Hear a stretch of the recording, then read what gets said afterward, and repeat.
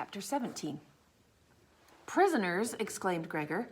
Are you at war with the spiders too? Oh no, said Meredith. We are on peaceful terms with the spinners.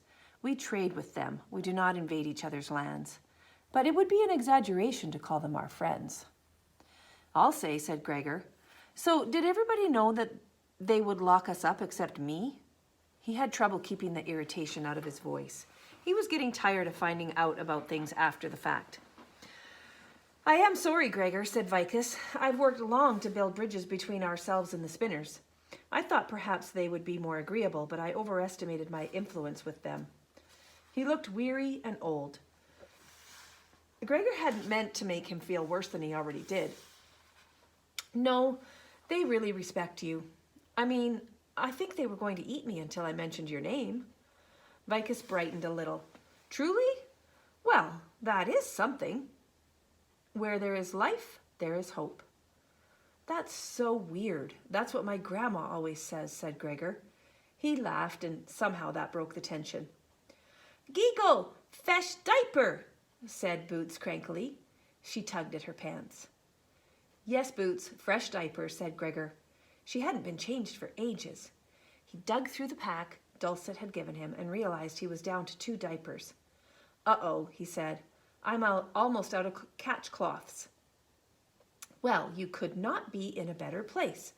The spinners weave all our catch cloths, said Solivet. How come they're not sticky? Asked Gregor, touching his face. Spinners can make 6 different kinds of silk, some sticky, some soft as Boots' skin. They make our garments as well. Really? Said Gregor. Do you think they'd let us have more catch cloths, even if we're prisoners? I doubt it not. It is not the spider's goal to antagonize us, said Solivet, only to hold us until they can determine what to do. She called up to a guard, and in a few minutes 24 diapers came down on a thread. The spider also sent down 3 woven baskets filled with clean water.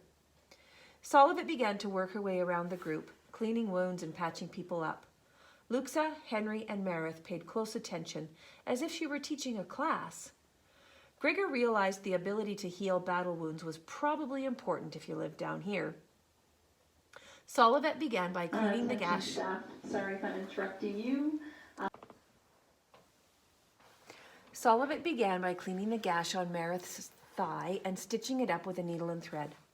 Gregor winced on Meredith's behalf, but the guard's face was pale and set. 2 bats required stitches on torn wings, and though they made a great effort to remain still while Solivet slid the needle in and out of their skin, the process was clearly agonizing for them.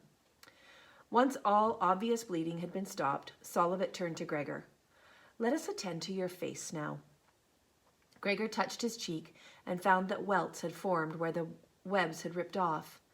Solivet soaked a catchcloth in water and placed it on his face. Gregor had to grit his teeth to keep from screaming. I know it burns, said Solivet, but you must wash the glue from your skin or it will fester. Fester? Said Gregor. That sounds awful.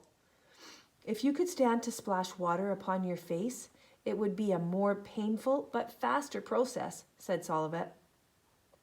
Gregor took a deep breath and dunked his whole head into one of the baskets of water. He screamed silently and came up gasping.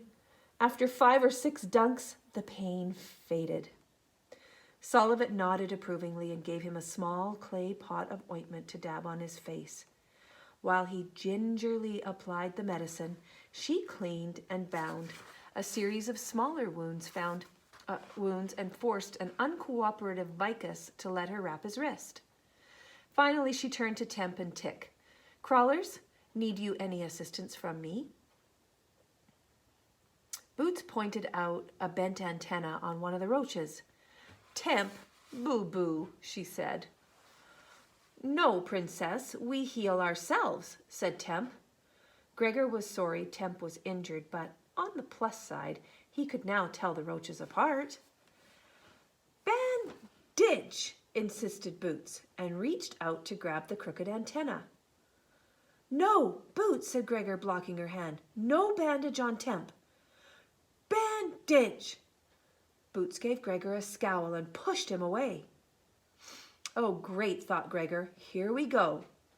In general, Boots was a very good-natured 2-year-old, but she was still 2, and every so often she would throw a tantrum that left the rest of the family exhausted. Usually it happened when she was tired and hungry. Gregor dug in the pack. Hadn't Dulcet said something about treats? He pulled out a cookie. Cookie, Boots? She reluctantly took the cookie and sat down to gnaw on it. Maybe he had headed off the worst. Hates us. The princess hates us? Asked Tick worriedly. Oh, no, said Gregor. She just gets like this sometimes. My mum calls it the terrible twos. Sometimes she throws a fit for no reason. Boots scowled at everybody and drummed her feet on the ground.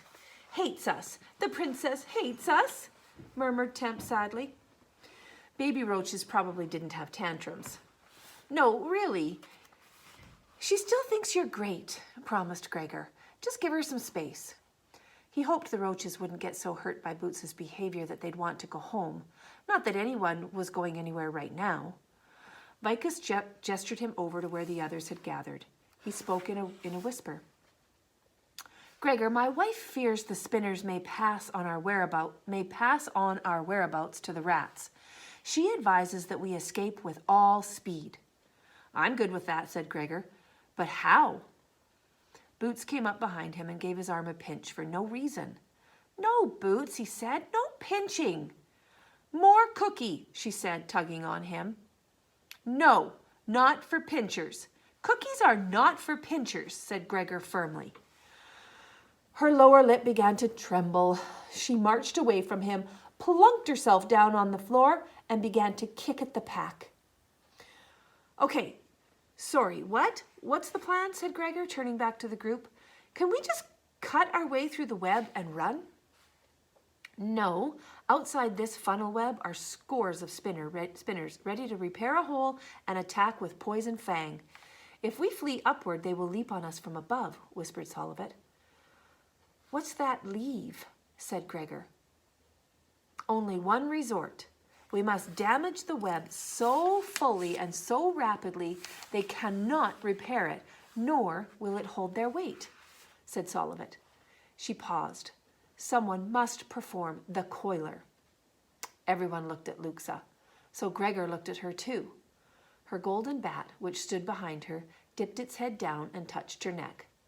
We can do it, said Luxa softly. We do not insist, Luxa. The danger, particularly at the top, is very great. But in truth, you are our best hope, said Vicus unhappily. Henry put his arm around her shoulder. They can do it. I have seen them in training.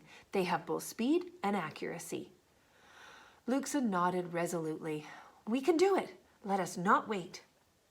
Gregor, ride you on Vicus's bat. Vicus, with me. Henry and Marith, take one crawler each, said Solivet. We need a distraction to cover Luxa, said Marith. I could go through the side. Not with that leg, said Solivet, her eyes flashing around. And no one goes through the side. It is certain death. The spinners are very sensitive to noise, said Vicus. It is too bad we have no horns. Gregor felt a pair of feet drumming angrily into his legs. He turned around and saw Boots on the floor kicking him. Cut it out, he snapped at her. Do you need a timeout? No timeout. You timeout. You timeout. Cookie, cookie, sputtered Boots. She was about to blow any minute. You need a noise, said Gregor in frustration. I've got a noise for you. He picked Boots up and wrestled her into the backpack. No, no, no, Boots said, her voice rising in pitch and intensity. Everybody ready? Asked Gregor, pulling a cookie from Dulcet's bag. The Underlanders weren't exactly sure what he was doing, but in seconds they were prepared to take off. Solivet gave him a nod. We are ready. Gregor held up the cookie. Hey, Boots, said Gregor. Want a cookie?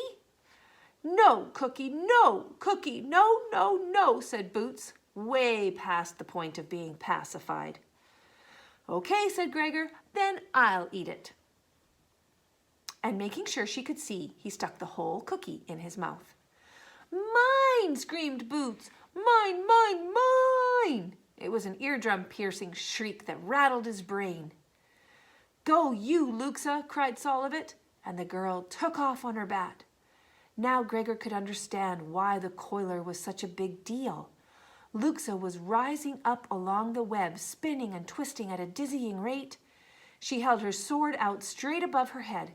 It was slicing the funnel to shreds. Only an extraordinary and flexible rider could have pulled off a move like that. "Wow," said Gregor. He jumped on Vicus's big gray bat. "Mine!" screeched Boots. "Mine!" Above him he could see Luxa spinning and slicing. The other Underlanders were following her, cutting straight up the sides of the funnel web. Gregor brought up the rear with Boots and her blinding screams. At the top of the funnel, the golden bat hung in space, performing an intricate upside-down figure 8. Under the protection of Luxa's flashing sword, the Underlanders zipped out to freedom. Gregor was the only one still in the funnel when it happened. From above, a jet of silk shot down, encircling Luxa's sword arm and jerking her from her bat. The pair of striped legs reeled her in like a fish. The fangs of Queen Weevox opened to receive Luxa's neck.